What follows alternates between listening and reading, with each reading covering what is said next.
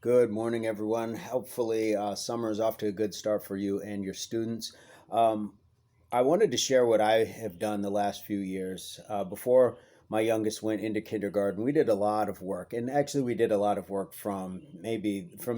just from the start. I did a lot of reading with her. We went over things at a very early age as far as words, reading, things like that, identification of colors, numbers, you name it. But since she's entered school, we want to continue that. She and I work well where that's concerned. Sometimes, of course, there's a little pushback, but um, I wanted to share because I think that can help. A lot of parents who may not know what to do with their kids during the summer or struggle to find a way to get them to stay somewhat engaged as far as academically. So what I'm calling this is the crash course, and crash can be an acronym. I kind of wrote it off here. It can be the collective recollection academic student homework. So we're just talking about students going back over material that they've gone through the year. So they're just staying familiar with it, and it's going to help them move on into the next school year because they'll pick up from there. So that way, it just allows them to stay familiar. It can also be the creative recollection academic student head start. So, for instance, for me, when I was getting my youngest ready for kindergarten, it was a head start and it paid dividends, let me tell you. So I recommend head starting and doing the homework as a recollection as well, either way. So for instance, I handwrite these her daily curriculum, and it's really just one paper. It's kind of hard to see, two sides, and it's a bigger paper, but it's big. It's written big, so it's got enough to keep them going for a little while. And we're mixing this in with reading, with piano, with singing, with dance classes, other things like that. And we do watch some videos where science and social studies are concerned. Um, but the first thing that I ask is, how are you feeling today? And I think that a lot of things in education, key to the student that are overlooked is the mindfulness and the state of the student. How are they feeling? What are they able to identify their emotional state and how they're feeling, and are they ready for the day? Because that's an important part of learning. It's no different than you don't start lifting crazy weights or anything without warming up properly. So sometimes we have to warm up the brain and the emotion, not just the function of the brain, but how are we feeling and getting ourselves going. The second question is, why do you think this is? To be able to identify these things, I think, is even more important than just knowing what's wrong. Okay, why? I'm not feeling good today. Maybe I didn't get enough sleep, or I had a rough day yesterday. So give them the opportunity to really identify, within themselves rather than us telling them what's going on.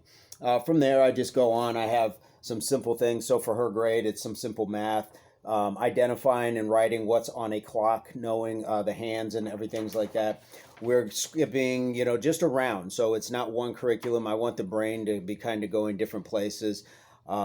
So we talk about, how many bones does the body have? Because these are things that she's seen recently. This is why I like to handwrite it, because I'm aware of what she's been watching and learning. So I want to continue to jog her memory. So we go into some science. We talk about we're going to identify different parts of the body: the mandible, biceps, quadriceps, naming them by their actual names.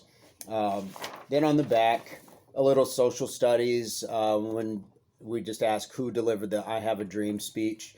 More math, but closer to money. So we're asking how many of each coin makes up a dollar, and then just a variety of different money circumstances that we need to add up to find out how much we have. Another, getting back to the mindfulness of the person themselves. What is one of your favorite things to do and why? And this also gives a chance to actually give some handwriting. So a lot of people who had students that were doing remote learning, it wasn't as much handwritten. So I think that that's an important element of education as well. The ability to slow down your process writing, how strong your penmanship is, things like that. So parlaying into penmanship, we're going to work on some cursive as well. These are just things that I find important, so we can work our way into that. And I'm sure this may be a slow start for some people. It's right on time for others, and it might be advanced for others. Go at your own pace. Hopefully this is helping just give some ideas of what you might be able to do. And then at the end, draw a picture of anything. The process to create. We should create something artistically every day.